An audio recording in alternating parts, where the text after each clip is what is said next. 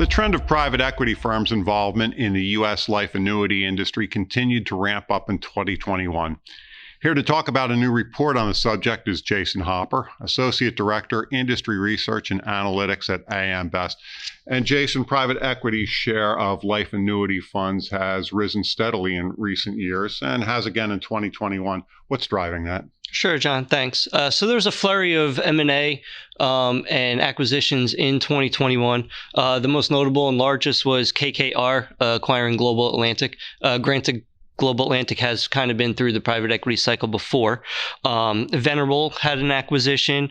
Allstate sold some business to entities owned by Blackstone, and Fortitude Re acquired some business from Prudential.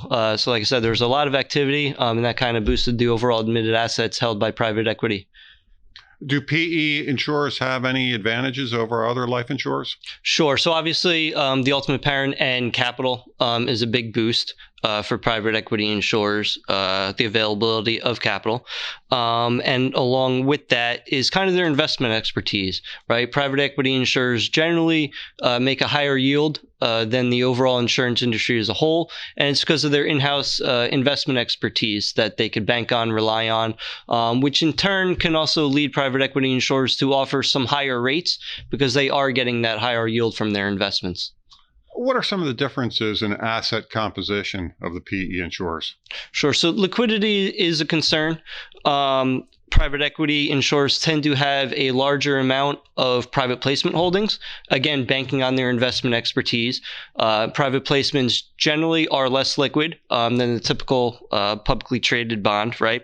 But at the same time, private equity insurers also hold a fair amount of 144A private placements, and those are more freely tradable, so not as quite of a large hit to liquidity. But on the other hand, private equity insurers also have a more sizable allocation to cash and short-term investments. So that kind of balances out some of the liquidity aspects.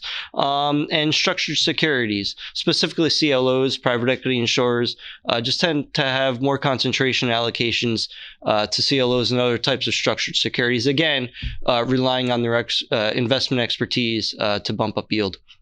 Now, the report notes that there's a heavy use of offshore reinsurance on the part of PE insurers.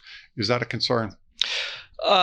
So that is correct that there's a fair amount of offshoring of their assets. One part is to manage premium growth, but we do note it's generally done by maybe a handful of private equity insurers or so. It does make accounting more opaque. That is something our analysts do account for. But I think the more major concern might be a mispricing of business, where if you undercut or miss lapse ratios, that pricing issue could come back and haunt you much further down the road and for a longer period of time than something like offshoring certain liabilities. Jason, so glad you could speak with us today. Thanks, John. That was Jason Hopper, Associate Director, Industry Research and Analytics at AM Best. You can find the full report online at ambest.com. For AM Best TV, I'm John Weber.